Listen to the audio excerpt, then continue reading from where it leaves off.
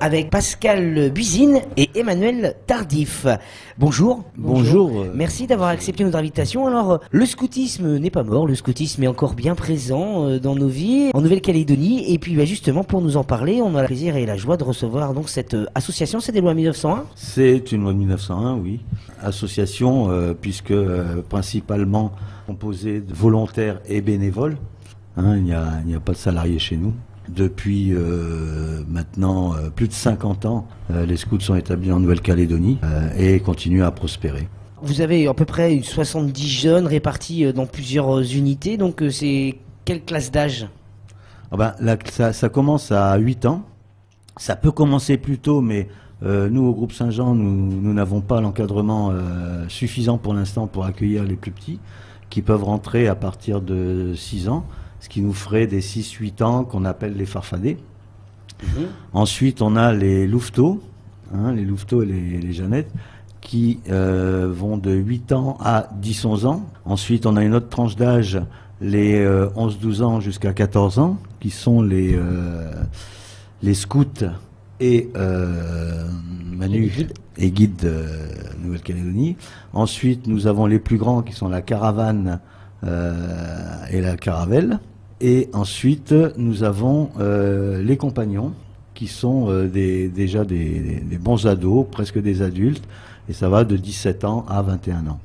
Alors, l'avantage chez vous, c'est qu'en plus de ça, les jeunes qui rentrent dans les scouts peuvent finir avec des diplômes, comme par exemple le BAFA, voilà. et être formés sur des diplômes qui peuvent être utilisables ensuite dans la vie professionnelle et autres activités. C'est-à-dire que, quand on est scout, on peut acquérir ces formations, mais j'insiste sur le fait que n'importe qui, n'importe quel parent, n'importe quel adolescent ou jeune qui veut faire de l'encadrement peut rentrer dans le mouvement scout à n'importe quel âge et donner un coup de main. Il y a des formations qui sont assurées sur les territoires et reconnues au niveau national. Il y a une première petite formation qui donne une aptitude à l'encadrement des jeunes qui dure 2 jours. Ensuite, vous avez effectivement le BAFA, qui est un brevet d'aptitude à la fonction de l'animateur, qui est un stage qui dure, on va dire, une bonne semaine et qui ensuite est confirmé par une application pratique en camp où on devient aide animateur.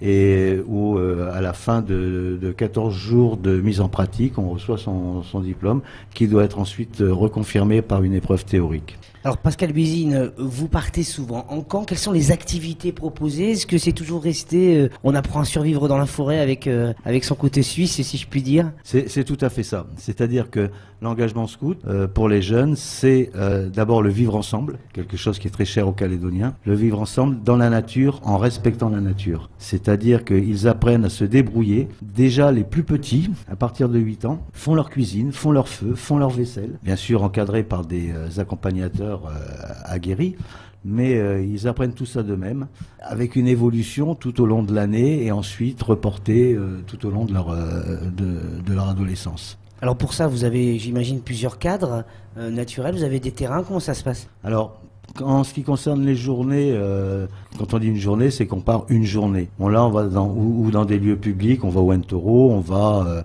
dans des parcs publics, on va au skatepark, etc.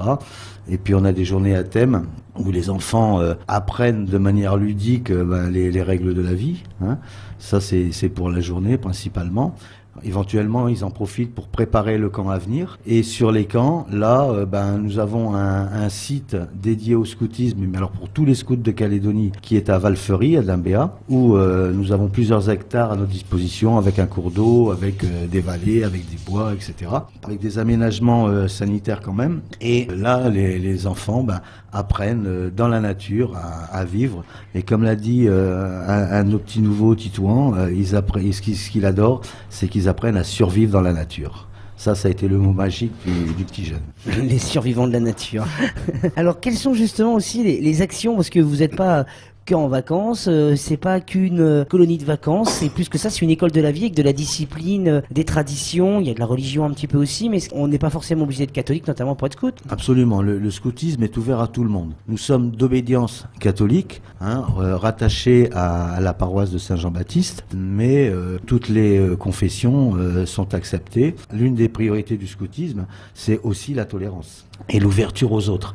Donc dans ce cadre-là, tout le monde est accepté, bien sûr. Alors les actions. Alors les actions, le scout, déjà ce que je voudrais rappeler, c'est que le scoutisme, c'est pas une colonie de vacances. Hein, on vient pas au scoutisme comme ça en colonie. On a un programme pédagogique qui démarre au début d'année et qui se termine en fin d'année. Et repris après avec des nouveaux l'année précédente. Donc les enfants sont suivis toute l'année. On participe aux actions humanitaires avec des associations comme la Croix-Rouge, la Goutte du Sang, etc., où on leur donne un coup de main pour leur quête, pour leur kermesse, etc. On participe aux kermesses, bien sûr, de notre paroisse, qui est Saint-Jean-Baptiste.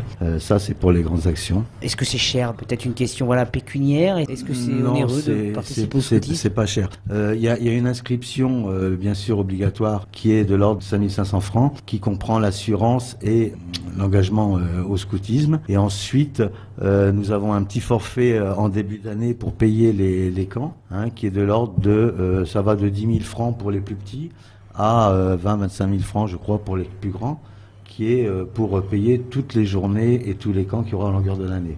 Sauf le dernier camp de l'année qui se situe avant ou pendant les grandes vacances, qui là demande une préparation plus importante parce qu'il dure plus longtemps que les autres. Voilà, donc comment on peut vous contacter? Alors pour nous contacter, il y a notre adresse mail qui est scoutsaintjean, sans point sans rien, @gmail.com, pardon, je pense trop à la Calédonie. Ensuite, vous avez notre site Facebook, hein, Scout Saint-Jean, hein, vous nous trouvez très facilement sur Facebook, et vous avez bien sûr les téléphones des deux responsables de groupe, hein, Emmanuel Tardif, donc c'est le 83 98 85, et le mien, Pascal, qui est le 77 38 47. Maintenant, si vous êtes en dehors de Nouméa, il y a, je le rappelle, d'autres groupes sur la Grande Terre et d'autres qui vont s'ouvrir encore. Donc, pour avoir des renseignements plus complets sur le scoutisme en Nouvelle-Calédonie, vous pouvez contacter la Maison des Scouts, le téléphone. Le 28 14 00. Et là, tous les renseignements vous seront donnés avec moult détails.